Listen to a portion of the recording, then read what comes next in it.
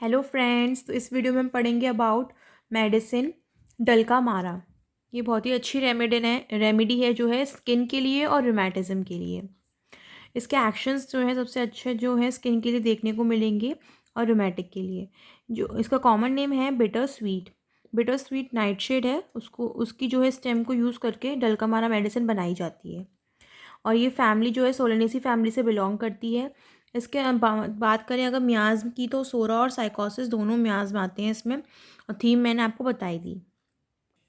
एक बार आप देख सकते हैं स्क्रीन पर, ये जो है नाइट शेड है, बिटर स्वीट नाइट शेड। इसकी स्टेम को यूज़ करके डल्का मारा मेडिसिन बनाई जाती है। इसमें अगर हम बात करें कि सोरेनेसी फैमिली के अंदर और कौन सी रेमेडीज़ आती हैं, तो वो है बेलाडोना, कैप्सिकम एनम, हायोसाइमस और स्ट्रेमोनियम। तो अब हम बात करते हैं कॉन्स्टिट्यूशन की। तो कॉन्स्टिट्यूशन जो है, पेशेंट का कॉन्स्टिट्यूशन कैसा होगा, जो पर्सन होगा वो फ्लैग्मेटिक स्क्रोफुलस कॉन्स्टिट्यूशन का होगा। मतलब कि उसकी टेंडेंसी होगी, उसमें अल्सर्स देखने को मिलेंगे, स्किन अल्सर्स, जो कि काफ़ी ज़्यादा क्रोनिक भी हो सकते हैं, और स्किन अफेक्शंस देखने को मिलेंगे। फ्लैग्मेटिक मतलब वही रेडनेस देखने को मिलेगी स्किन में। स्क्रोफुलस कॉन्स्टिट्यूशन मतलब अल्सरेशंस। रेस्टलेस होगा काफ़ी ज़्यादा, और इरिटेबल होगा। पेशेंट लिविंग और वर्किंग इन अ डैम्प, ऐसे लोग जो ज़्यादातर डैम्प एरिया में काम करते हों, कोल्ड बेसमेंट में काम करते हो, नमी वाली जगह पर काम करते हों, उनमें जो है देखने को मिलेगा। ऐसे पेशेंट्स होंगे डल्का मारा के। या फिर मिल्क डेयरी में काम करते हो, वही नमी वाली जगह।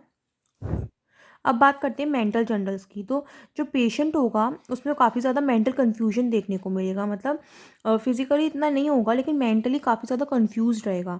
Can not find the right word for anything. मतलब अगर कुछ भी उससे पूछा जाएगा तो उसके पास उस चीज़ का जवाब देने के लिए सही वर्ड नहीं होगा, कुछ का कुछ जवाब देगा। अब बात करते हैं फिजिकल जनरल्स की। तो फिजिकल जनरल्स में जो है कैटरल रूमेटिज्म देखने को मिलेगा। कैटरल मतलब कैटरा देखने को मिलेगा, और रूमेटिज्म जॉइंट पेन वगैरह देखने को मिलेगा। स्किन अफेक्शंस तो होंगे, क्योंकि स्किन की बहुत अच्छी रेमेडी है।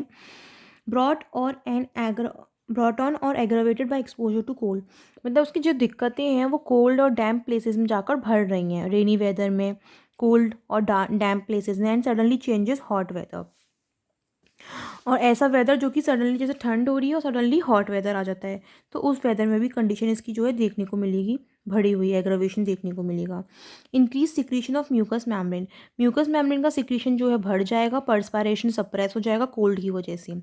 पर्सपायरेशन वैसे नॉर्मल होता है, लेकिन जब कोल्ड का सीजन आता है, कोल्ड वेदर आता है, तो पर्सपायरेशन सप्रेस हो जाता है, तो उसकी वजह से भी बैड इफेक्ट्स देखने को मिलेंगे। एनएसआर का देखने को मिलेगा। एनएसआर का इज अ स्किन डिजीज।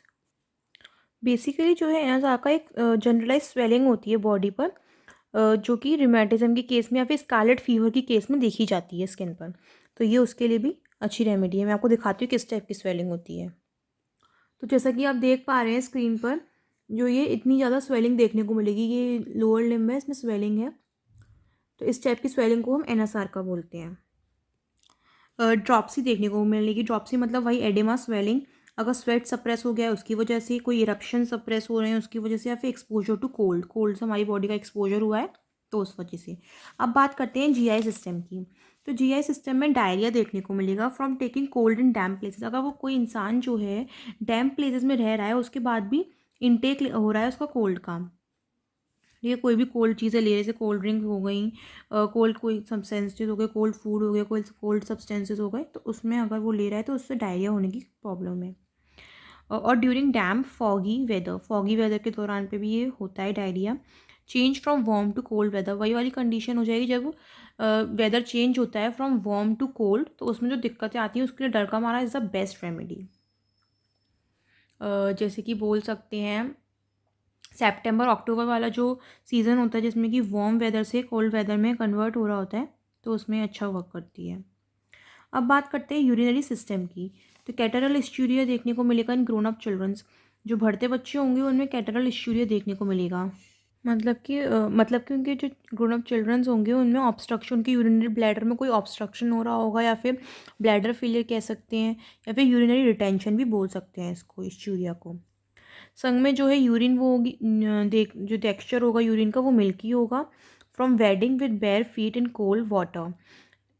जब कोल्ड वाटर में जब फीड रखा हुआ है पेशेंट ने, उसकी वजह से ये दिक्कत हो सकती है। और इनवॉलेंट्री रिटेंशन भी हो सकता है यूरिन का, जिसमें कि कह सकते हैं ब्लैडर के जो स्फिंक्टर्स होते हैं वो काम करना बंद कर देते हैं, जिसकी वजह से नर्व सेंसेस नहीं पहुंच पाते हैं ब्रेन तक, तो इनवॉलेंट्री कंडीशन आ जाती है। अब बात करते हैं हम स्किन के सिम्टम्स की, जो कि बहुत इंपॉर्टेंट है इसकी।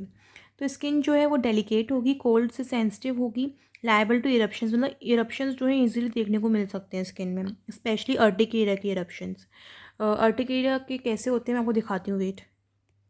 जैसा कि आप देख पा रहे हैं स्क्रीन पर, ये पेशेंट की थाइज हैं, इस पर आपको ये रेड रेड पैचेस दिख रहे होंगे। इस टाइप की जो इन्फेक्शन होता है इसे अर्टिकेरिया बोलते हैं। तो जो इस टाइप की पैचेज़ हैं, रेड पैचेज़, वो तब देखने को मिलेंगे जब पेशेंट ने लॉन्ग टाइम से कोल्ड एक्सपोजर हो रहा होगा उसका बॉडी का कोल्ड से, तब देखने को मिलेंगे। Rash before the menses, mainly जो ये रैशेज़ हैं मेंसेस से पहले देखने को मिलेंगे। अर्टिकेरिया जो है वो पूरी बॉडी पर देखने को मिलेगा, कोई फीवर नहीं होगा। Itching burns after scratching, scratching करने के बाद जो है इचिंग बर्न्स होगी आफ्टर स्क्रैचिंग, मतलब अब उसके रेड रैशेज़ हो रहे हैं पेशेंट के, तो वो स्क्रैच करेगा, उसे इचिंग होगी, तो उसकी वजह से बर्निंग सेंसेशन होगी उसको वहाँ पर। और गर्म चीज़ों से उसकी जो है एग्रावेशन होगा उसे वहाँ पर, और ठंड से आराम मिलेगा। Thick brown yellow crust on scalp, उसके स्कैल्प पर अगर देखा जाएगा तो काफ़ी मोटे मोटे थिक ब्राउन येलो क्रस्ट बन जाएंगे। फेस पर, स्कैल्प पर, फोरहेड पर, टेम्पल रीजन पर, चिन पर, विद रेडिश बॉर्डर, संग में बॉर्डर जो होगा उसका रेडिश होगा और बीच में थिक ब्राउन येलो होगा। और जब उसे स्क्रैच किया जाएगा तो वो ब्लीडिंग भी होगी वहाँ से। वॉर्ड्स देखने को मिलेंगे, फ्लैशी हो सकते हैं, स्मूथ, लार्ज ऑन फेस और back of hands and fingers, मतलब हैंड के बैक पर और फिंगर्स पर जो है वॉर्ड्स देखने को मिलेंगे। तो अगर ये सारी कंडीशन मिलती है, मेनली ये मिलती है पेशेंट्स में, तो ये बहुत अच्छी रेमेडी है डलकामारा स्किन के लिए, स्किन इन्फेक्शंस और इरप्शंस के लिए। अब बात करते हैं इसके मोडालिटीज़ की। तो एग्रावेशन मतलब दिक्कत है इसको कोल्ड से हो रही थी, डैम्प वेदर से हो रही थी, cold weather and damp places से हो रही थी, तो वही इसमें लिखा है। सप्रेस मेंसेस से, इरप्शन, स्वेट, और आराम इसको मिल रहा है मूविंग अबाउट, चलने फिरने से इसको आराम मिल रहा है। तो इस रेमेडी में इतना ही था गाइस। तो मेनली ये रेमेडी आपको याद रखनी होगी, ये रेमेडी मेनली है स्किन के लिए, और चेंजिंग वेदर में भी अच्छा वर्क करती है, जब हॉट वेदर से कोल्ड वेदर में चेंज हो रहा होता है। So I hope you guys learned well from this video. Thank you so much, and please like and subscribe my channel.